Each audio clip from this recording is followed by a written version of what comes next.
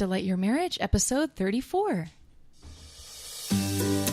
Welcome to the Delight Your Marriage podcast, the show where you hear from amazing and inspiring wives sharing their struggles, triumphs, and advice for this journey called marriage. Here's your host, Bella Rose. Hey there, this is Bella Rose, and thank you so much for joining me at the Delight Your Marriage podcast. I am thrilled to bring you this topic. I think it is one of the biggest misunderstandings between men and women. And honestly, here's the deal. I am treated like a queen in my household, okay? And that is exactly why I have a webinar coming up called Make Him Wild for You, okay? That's coming up on June 9th at 8 p.m. Eastern Standard Time, and you can hear my son in the background, but my husband is actually taking him out of the room because it's not your turn to talk, mister. But at 8 p.m., I'd love to have you listen in because my husband specifically told me why I have to let husbands listen to the webinar as well. So now men are also invited. I have in the past not allowed men to come, and even people that have reached out to me, I said, no, it's just for wives. But so put it on your calendar, mark it, and make sure that you're able to be with me on that day. But here's the deal. I want to share with you why your husband wants it all the time and what he should do to get it. I start out with an understanding about the culture of our world today and understand why it's important that he has a very specific attitude towards the act of sex, so that his wife will feel comfortable and confident and able to make changes. And the second piece, I'm talking about his desire and what it is, why it's so strong, and number 3, why it's even God's plan. And I talk a little bit about that as well. And finally, I end the episode. I want to tell you about my favorite date that my husband and I went on just the other day. It was amazing. It's the way we celebrated Mother's Day, and I think it'll be pretty fun for you to stay tuned till the end to listen to that. All right, God bless you, and we'll talk more in a minute.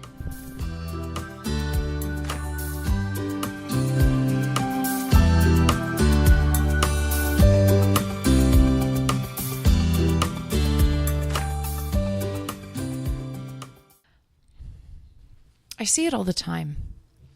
I see it in the habits of couples heading for divorce. I see it in friends' marriages. I see it in the attitudes of husbands towards their wives and the attitudes of wives towards their husbands. We don't understand each other. Men have significant needs, and so do women. And these are different. As an educated woman with a background in philosophy, in feminist epistemology, in anthropology, sociology, and feminism in general, as also a female who has worked in the professional world, literally 2 blocks off of Wall Street in New York City, I've climbed the corporate ladder, as it were. I've also spent time in India, in parts of Africa, which has given me understanding of the inequalities that are still very present between men and women. Also in the corporate world, there's still very present inequalities between men and women. I am a feminist. I am incredibly grateful for the women who have gone before us to carry the call of dignity and respect and honor for women.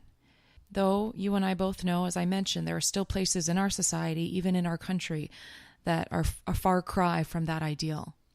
As it says in Genesis 1, verse 27, that God made mankind in his own image. In the image of God, he created them male and female. So when we are defending the freedom and the rights of women, we're defending a bearer of the image of God. Now, with my background, I am very aware that academics, feminists, secular people, now, because they have this view of men and women, they completely misunderstand the man and completely misunderstand the woman. And first of all, it needs to be an attitude that makes a space for a woman to feel free in the area of sex, even to have a conversation about anything around this topic, the husband needs to check his attitude. Because regardless of how pure your motives and how wonderful your intentions, dear husband listening, your wife is, and you are living in a context of oppression, of abuse, of inequalities. And she likely could have been abused, or at the very least knows of abuse and very easily can internalize that, as we all have, because we hear it and see it all over the world. Okay, but I want to just tell you a little story that illustrates my point here. So I was getting the kids ready for some adventure outside we were going to do, and my husband had already taken my older boy, the 2-year-old, outside because he had taken the trash down through the basement and whatnot. So I was coming down just the first floor of our apartment building, and I had just the little baby with me. And there was a man that was coming shortly after me. He had his son that was maybe 7 or 8. So I held the door for him, just being a nice neighbor. And he came through and thanked me. And then I opened the outside door and came over to my husband and gave him a kiss, even though I saw him just a couple minutes before. We always like to embrace. That's something I enjoy quite a bit. But anyway, we basically had to walk by our neighbor again, and because we were walking in the other direction. And I glimpsed his shirt, and I asked my husband if he saw what the guy was wearing, and my husband's like, "No, what was it?" And I was like, "You know what? Do you mind if I just run back and talk to him about it?" And my husband is a very calm kind of man, and when I feel this gumption in me, it's just better that he lets me at it. So he did. He was like, "Sure, go ahead." So my husband kept walking, and I went back to the man. Now the man at this point was on the cell phone. First of all, I just went and waited till he was off the phone, and finally he got off, and he's like, "Hey, how is everything okay?" And I said, I just wondered what your shirt means. And let me just describe to you, listener, what was on his shirt. It was a black and white picture of a woman who was embracing something towards the middle of her body that was huge. But you could tell that her entire body was naked, but she was embracing this, whatever it was, and you couldn't see her privates, right? But you could tell it was very seductive. It seemed as though she was enjoying it. As I looked closer, what I didn't see at first was what that object was that she was embracing. But when I got closer to him, you could see it was a giant bug. This huge bug that she's embracing in a very sexual, pleasurable way. And he stammered. He didn't know what to say to my question. He's like, "Well, I mean, I don't know. It's just a shirt. I just kind of liked it. I just liked it." And I feel the sensation in my body again right now as I responded to this image on his shirt. I said, "Sir, it makes me want to throw up." I mean, what is it that you're trying to say here? Is the value of a woman's body the same as a bug? Is that what you're saying? He could tell that it was really upsetting to me. And I also could tell that he didn't want me to feel that way. And he said, most women like the shirt. They say it's interesting. And I said, because most women have ever seen pornography. It teaches a woman that her value is in meeting a man's sexual desire, and that's it. And I want to tell you that's not it. And I motioned to his son. Is that what you're teaching your son? Do you want him to disrespect women like this? Because he's watching and imitating everything that you're doing. And you could tell he became sheepish and asked his son to walk away from what we're talking about. And I gestured over to my husband. I said, "My husband is a satisfied man, but it is because he respects me, not because he values me like a like an animal to meet his needs. I said, I respect you as a man. I held the door for you, but listen, this is not okay. He apologized. I said a couple other things and we finished up our conversations and he stayed there because apparently, he was going to be leaving somewhere with his son and I'm hoping he went up to change. But listen, this is the deal. I understand the cultural climate. I understand that women are abused. I understand that men have treated women horribly. And so here's my encouragement to men. Your wife has lived in a society all her life where her sexuality has been disrespected, maybe even abused, taken advantage of. If you've ever walked down the street, you get catcalls. I dressed modestly, but I have had so many instances of sexual killing from people. It's just horrible to think about it. I don't want to. Realize where she's coming from. If she has given you a negative response to your advances, recognize where she's coming from. So here's the deal. I'm obviously going to be talking about the male desire in just a moment, but if you check your attitude, you will have so much more. You will create a space for her to be able to consider her own attitude. But if you have this entitlement attitude, this you should do this for me because you're my wife, or this is your job, or any of these kinds of things, it really is not helping your case. It's the opposite of helping. Okay? The attitude you should be putting on is the attitude of utmost honor and respect.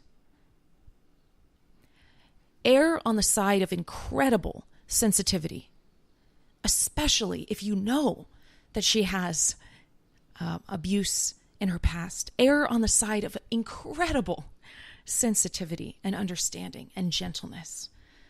Okay, Proverbs 31 says, "Who can find a wife of noble character? Her value is far more than rubies." God wants you to honor and respect your wife. Later in that passage, it says, "A woman who fears the Lord shall be praised." Another verse in Proverbs 31 says, "And her husband shall also praise her." Think about that. When was the last time you praised her? When was the last time you gave her generous affection and kind compliments? When was the last time you gave her your undivided attention? That is what she is craving from you. So if a husband accepts this attitude of honoring and respecting his wife, she feels free to change her own attitude. Okay? So that was a quick note to husbands and an understanding that wives, you deserve respect and honor in your marriage. And with that, let's now talk about his desire. Okay? Why he wants it all the time.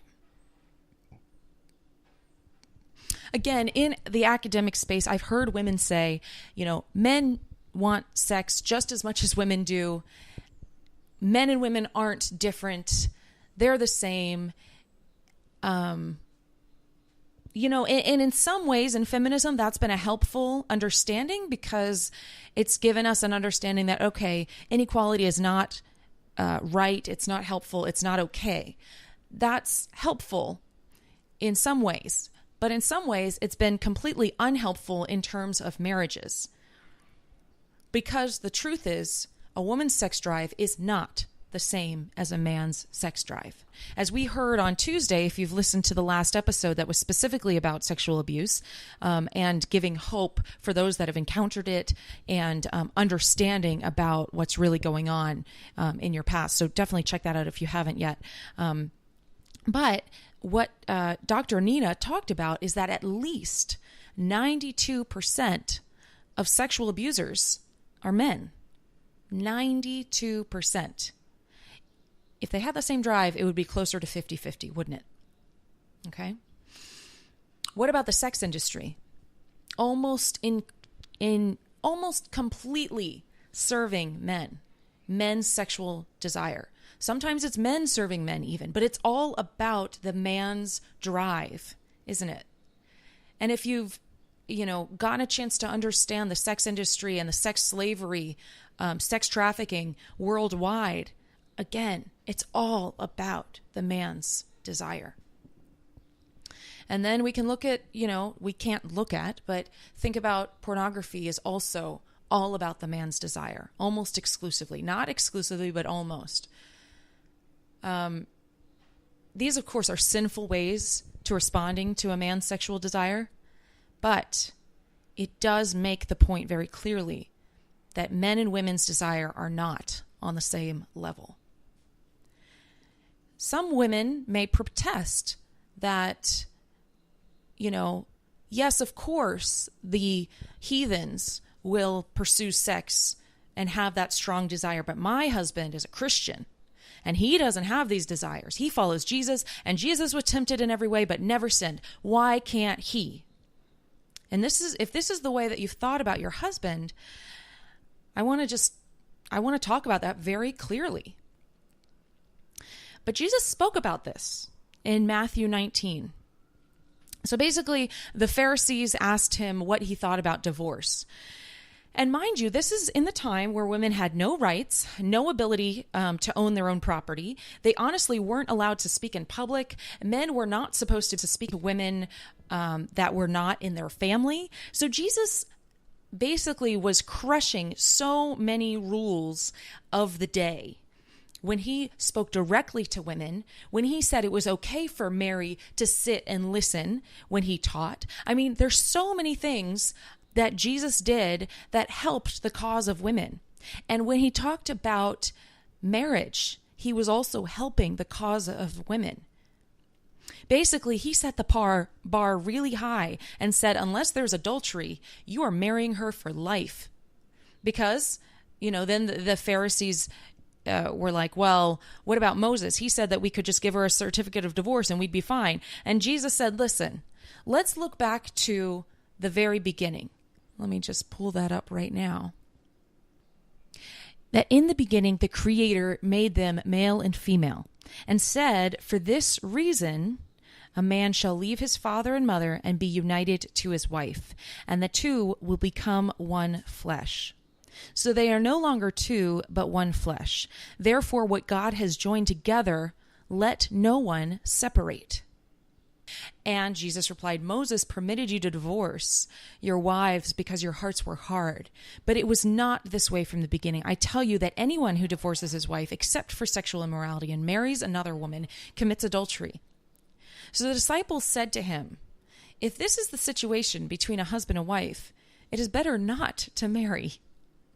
Interesting, again, that Jesus is putting the standard so high to say that your wife should be cared for your entire life.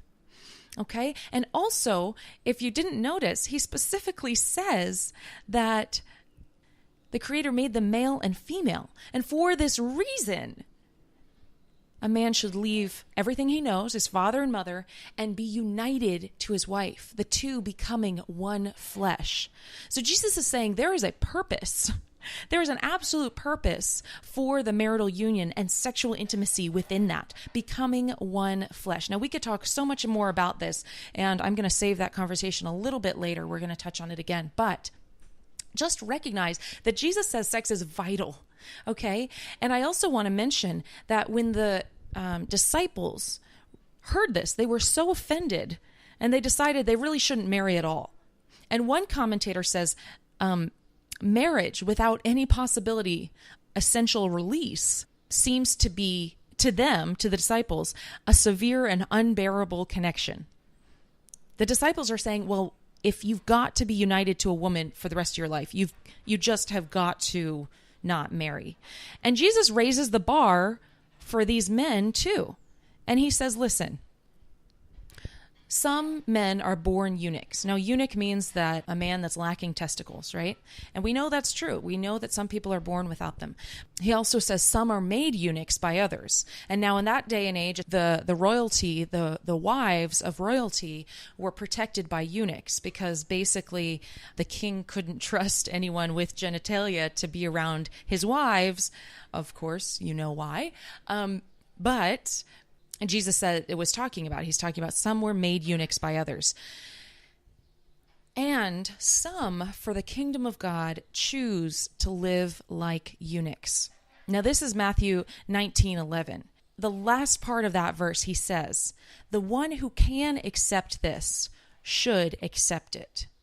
Okay, so I think there's two things we can take from this. First of all, if a man is using his penis in a sexual way, it has to be in marriage. That's what he says. Basically, because when the disciples are like, well, we shouldn't get married then. And Jesus is like, well, okay, if you're not married, you have to live like a eunuch. Okay?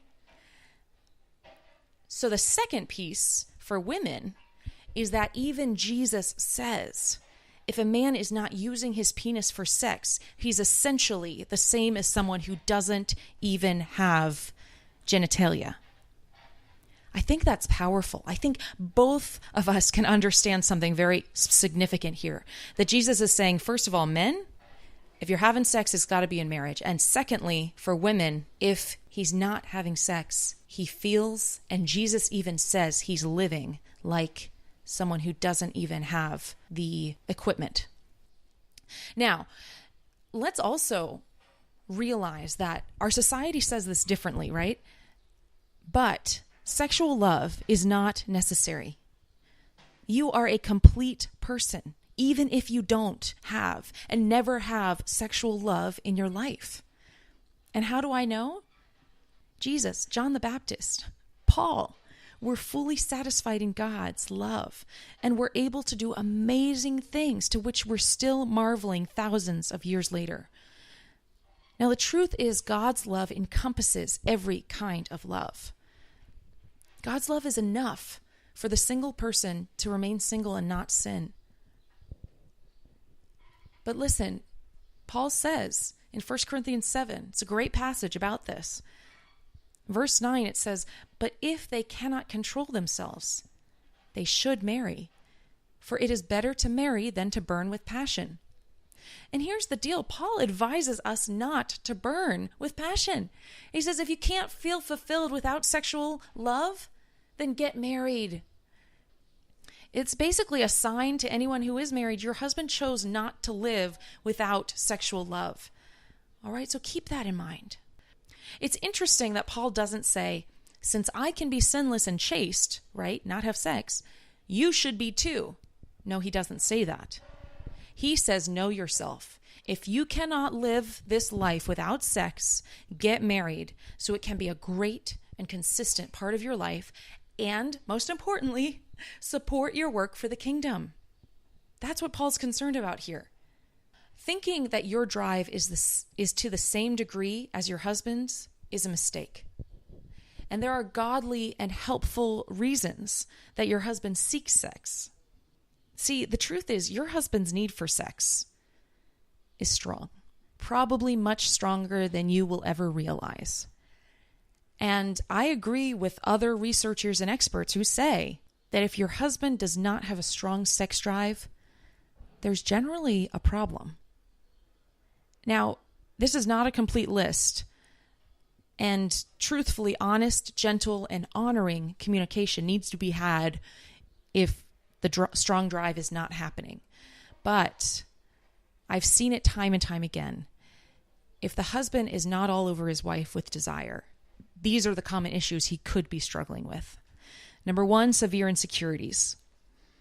Severe insecurities include performance anxiety. Now, a wife can do a lot to help cure and actually cure this concern. The other thing is concerns with physicality. There's lots of things. We'll go into that much, much more. I have lots of resources for that, specifically my video course that we're going to talk about on this webinar coming up soon. But concerns with physicality, and that runs the gamut of size, of the way that he feels, is he being perceived by his wife? And also, the other thing that number 2 I want to just mention is health issues. He could actually be suffering with low testosterone, depression, and also overweight and actual belly fat is a big indication of his sex drive. Believe it or not, that is a huge inhibitor for his drive. The third thing is it's possible he's receiving sexual fulfillment in some other way, whether you know about it or not. Whether that's pornography, lusting in private ways, or in more overt ways, prostitution, affairs, that kind of thing. I don't want to say that if your husband's suffering with low drive for you, automatically these are the things, but these are very, very common ones, and it deserves prayerful consideration, honest and gentle and honoring communication to get to the bottom of this. I don't want you to respond to this message by going and saying, listen, this is what Belah said and blah, blah, blah. Don't do that. But, a last piece of this also could be a misunderstanding of sex biblically. He might think that his desire is wrong or unholy. And, church fathers, saints in the faith have misunderstood even the passage that we talked about and literally have castrated themselves for the kingdom of God. I don't believe that's what this passage is actually telling us. I believe that the truth is his desire is very holy and very good and very biblical. And we're going to touch on just the tip of the iceberg on that in just a minute. But let me also mention the vulnerability of his desire. This is key. If you have ever met a man or even just heard about them, it'd be kind of strange if you've never met one, but just in case, I bet the word vulnerability has never been joined with the word man. If it has, it's because that man is extremely mature. Basically, the point of a man's deepest need is sex. And it's the spot of his deepest vulnerability. So let me just clarify this with a little illustration. There was a time due to health issues, we weren't able to make love. And I remember gently asking my husband how he was feeling about it. And he said it wasn't a problem because he understood the reason. But when I inquired more about his feelings, he tenderly shared, I just don't feel like I can love you as deeply without making love to you. Wow. But here's the thing. We hear men say innocently, vulnerably, things like this, and it gives us a glimpse into their souls. His desire for sex should be considered a way of meeting his emotional need for love. A need that is just as vital as our need and just as valid as our need to share and be treasured in the depths of our hearts.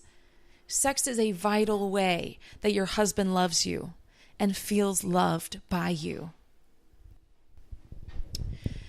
Now, husbands, reach out to me periodically, and I have some boundaries in place. I do, just a single email follow-up and potentially maybe a single phone call, but I really don't engage much with them. But here's the deal. The mature ones, they speak vulnerably and honestly. The immature ones speak bitterly and angrily, but it's the same desire that's not being met.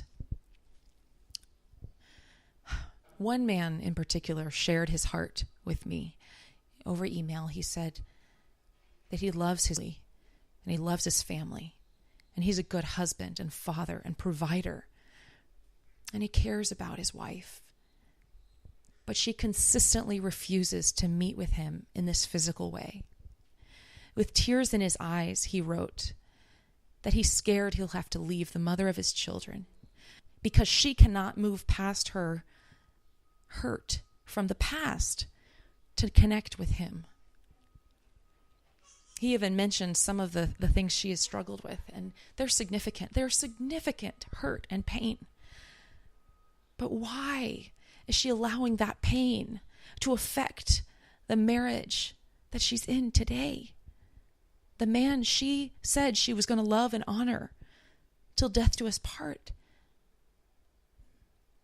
Another husband confided in me that the pain he felt about his wife's rejection, it hurt him to have his wife nearby, but she would not engage with him physically.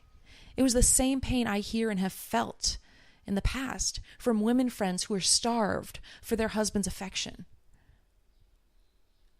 Now, I don't know about you, but when I have felt starved for my husband's affection, all of a sudden, every person, every couple that's displaying affection, I hate them. I hate that they're doing that because that is so desperately what I needed.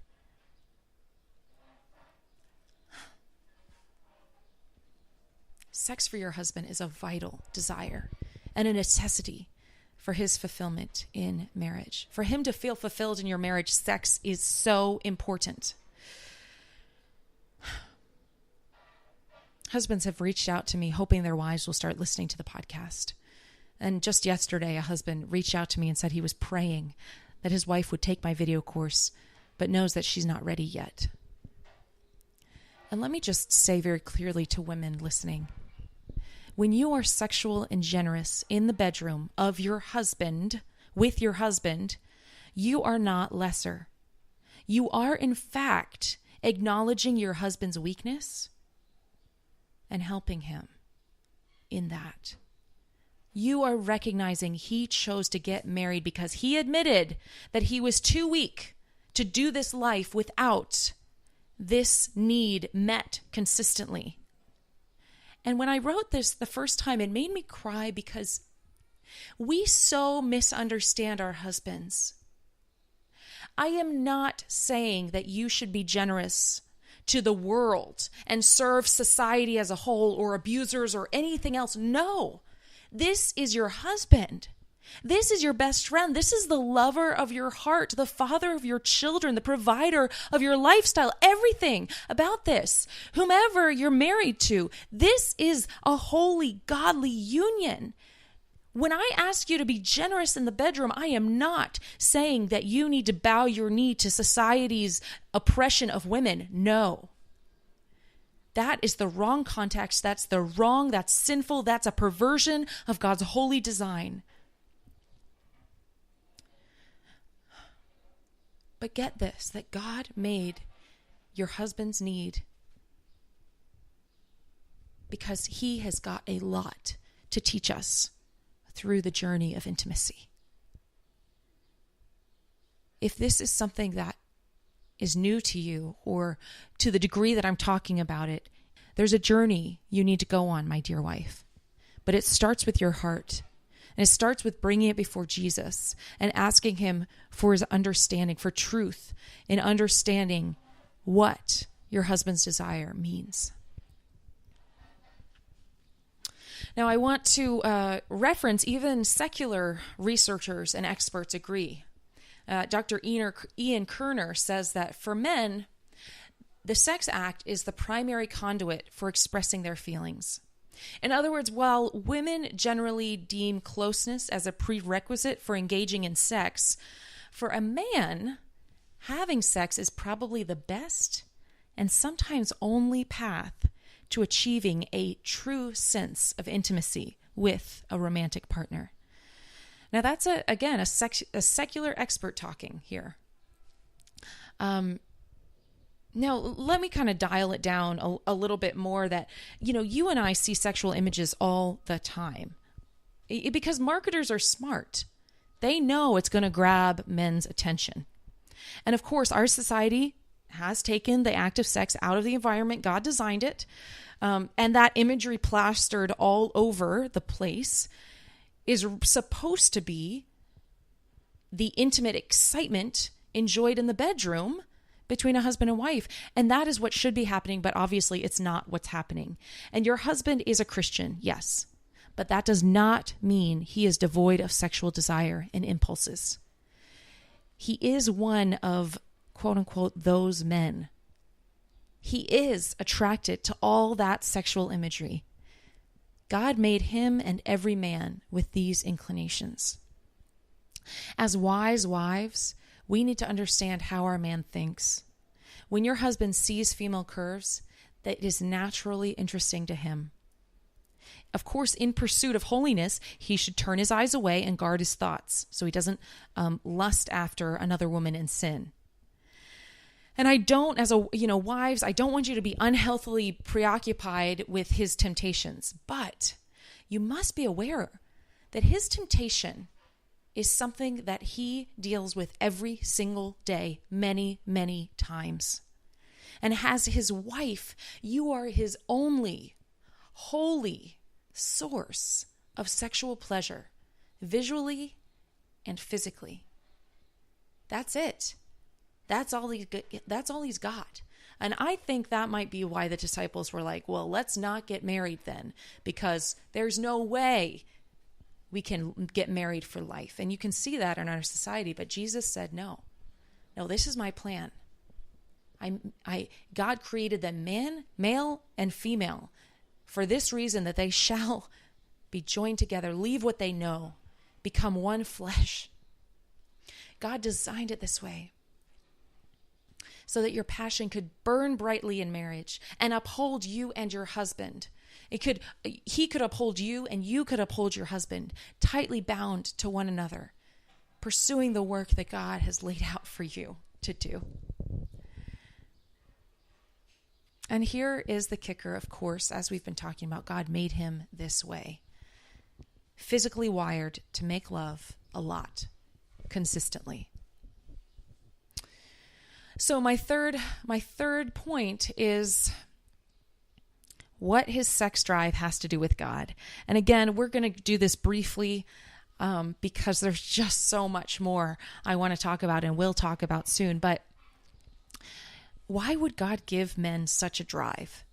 A drive that's so strong that men have abused and taken advantage of and horrifically treated women over the ages.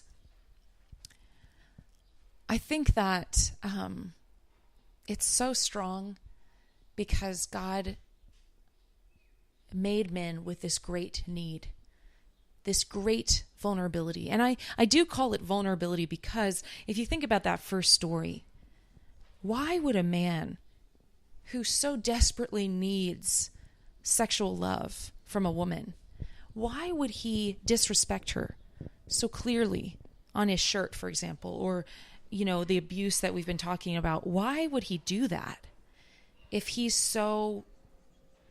Well, here's the answer, is because it's vulnerable. He hates feeling vulnerable. He hates not feeling powerful. He hates that. That is the opposite of what he wants. He wants to feel respected. He wants to feel honored and powerful. That's his deepest need. And when sex is rejected, he doesn't feel that way at all. And because pornography is so easy to come by now, a man that feels rejected says, oh, well, this need that I have, this immense need is, I can take care of it. I can just, go watch pornography, use pornography for my needs. And then I don't have to, trouble my wife with it because obviously she doesn't care. But that's not at all what God's plan is. God's plan is that his only holy sexual fulfillment is through his relationship with you. And there's very specific reasons for that, but I want to just speak to the wife that's allowed pornography in her marriage. It's not okay. You're robbing your husband of the true process he needs to go on, the journey he needs to fight. He needs to fight to keep his mind pure. He needs to fight this battle day in and day out. And he needs to honor and serve you. Because the truth is, if you recognize that depth of need and generously fill it, my goodness, he is endowed to you. He's indebted to you. He wants to serve you and honor you and love you. You have made that release. It wasn't too long ago that it just so happens recently, for whatever reason, on my personal Facebook, people have been really kind to honor my husband. Now, my husband's a really calm, quiet kind of guy, but he serves on the setup team. And there's just been some times with scheduling errors and whatever that he's been one of the only people that's been doing the setup. And the setup team at our church is an intense commitment where you're the first one there and you're last one to leave. And my husband not only does the setup team, but he goes straight to work almost directly after church. So what I was going to say is that recently people have been giving him shout outs. The other day, a man that's been battling cancer actually shared on the Facebook page, which we honor and pray for this man constantly. He and his wife are just up against such a huge challenge. So we pray for them so much. Facebook page, he took a picture of my husband with his son, and he said something about, I just am so grateful for this man who has such a commitment to his family and works terribly hard. If I could be half the man that this man is to his family and to God, I'd be happy, or something along those lines.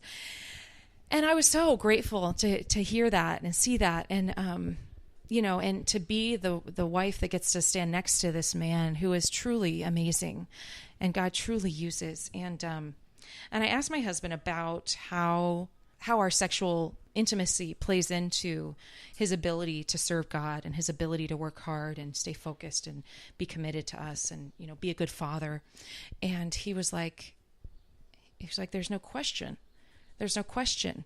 He said, before you, I would punch walls. I would get so angry, I'd punch walls. And literally when we started dating, that was something. And he said I could share this on the podcast. It's something he's never been open with before, but he literally, was that kind of guy. His family would make fun of him, or try to not just make fun of him, but try to also change his perspective on parenting, because he used to be the guy that they thought he hated children. They thought he would never become a father because he hated children. And yet this is the man that I've seen completely, be one of the best fathers I've ever met, ever could know. And I was like, honey, what if I even asked him, I was like, what, can't we say that God changed you? Because he's also become a Christian in that time. Since we got together, since we were married, he actually became a Christian. And he was like, I think we could say that God used you to change me. And I was so grateful. I was so incredibly grateful and honored for that. But I guess my point in all of this is we have no idea how important sex is to our husbands, and that God has given such an incredible gift that we as wives have the power to bring such rejuvenation, such change, such love, such healing to our husbands through the act of sex that we just have no idea. So I want to kind of end on that piece. Here are the final takeaways as that I can give to wives. I gave men, obviously, the instructions in the beginning and kind of throughout, but the takeaways for wives is, number one, if this is really hard for you to understand and grapple with, I just ask you to become very curious. Okay, start to wonder why your husband's desire is so significant. Just begin the curiosity without judgment, but wonder why God gave him such a need for sex. Number two, ask God to change your heart in this area. And this may take knowledge and understanding and perspective shift and all these things I work so hard to do. And I've got a webinar coming up very soon called How to Make Him Wild for You. And I really specifically spell things out, and this perspective shift that we need, the 5 secrets to feel love and receive that love in your marriage. But ask God to change your heart, because your husband needs and craves your love in a sexual way. And number 3, the takeaway is to actively seek understanding. God laid out so much more than you think in the Bible. And he said, those who seek will find. Those who knock, the door will be open. But you have to seek, my dear. It's not automatic. It is not an automatic shift. You will have to commit in your heart to make this a priority, to change this in your marriages. Listen to me. When I see churches all the time empty with men and full of single women, I gotta wonder if we're missing something, if we are missing something. get these things in perspective and priority. You don't want to end your life without the marriage of your dreams. God wants that for you. You know, the statistics are horrifying. 50% of marriages end in divorce at least, and 50% of the marriages that actually last are unhappy. So you've got a 1 in 4, maybe even 1 in 5 chance of doing this right, getting out with a happy, healthy marriages, and then plus that godly marriage. Okay, so let's do this right. Let's figure out exactly what the Bible says and get a chance to hear God's heart in this area. So please do join me. I look forward to it. It's going to be an awesome time. And delightyourmarriage.com/webinar. It is limited in space, so sign up as soon as you can because I really want you to make sure that you get a seat. Okay, God bless you. I hope that this has helped you and encouraged you today.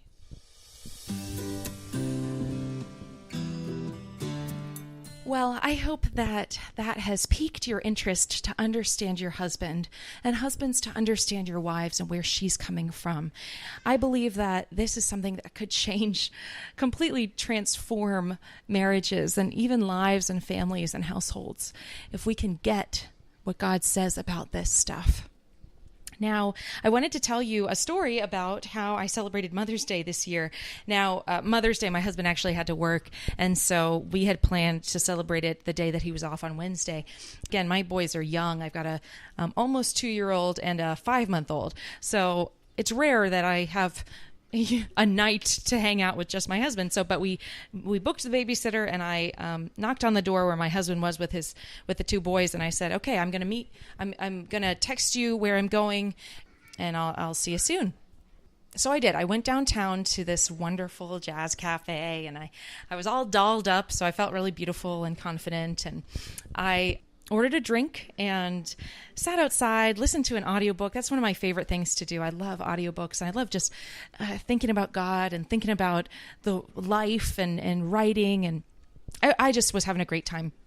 But soon the jazz started up, so I went to sit at the bar where I could see the concert, and this incredibly handsome man asked to sit down next to me. So I thought, oh, okay, sure.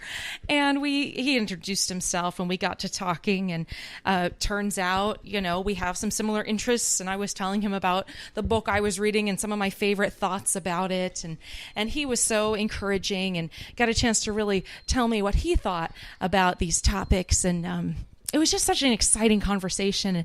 And soon, we started flirting a little bit, and he told me what he thought about me and gave me compliments on my eyes and my smile. And eventually, after we were having just such a great time, he excused himself and went to the bathroom. And I leaned over to the lady that was sitting next to me, and she and I had exchanged some glances throughout the evening. And I said, I have a secret for you. And she, was kind of surprised that I was talking to her. And so she's like, oh, what's going on? And I said, so the man that I'm sitting next to is actually my husband. And she was like, what? What do you mean? And so it wasn't until I pulled out my phone and showed her pictures of us and the boys that she actually believed what I was saying. And she just laughed and laughed. And I felt so honored and treasured and cherished. And we had a conversation that we've never had since we were dating. And it was just so fun. And after that, he invited me to dinner, and we just had the best time. So anyway, I wanted to share that because if you, wanted an idea to get your wife to feel truly cherished and appreciated, that's a great idea. And anyway, this is really the heart of what I'm talking about, that both a husband and wife could honor and serve each other in the way that they feel most loved and most valued. That's really my message here. And I just hope and pray that you'll make the time to come on the webinar with me, how to make him wild for you. Okay? I think that some wives could poo-poo my suggestions off and say, well, she just picked the right man. And maybe that's true. Maybe that is true. But I will say that if you had met my husband before we were married, before we got together, you might think a different story. You might think a very, very different story. I'm not going to go into that deeper, but I do believe that God has a life-saving possibility in your relationship, in the sexual desires of your husband. So, okay, God bless you. Thank you for sharing your time with me. And delightyourmarriage.com/webinar. If you can make the webinar, it'd be a real treat. Okay, God bless you. I love you. We'll talk soon. Thanks for listening. Stop by delightyourmarriage.com to check out all the show notes, as well as many more resources and articles. Until next time, live with love, wisdom, and passion.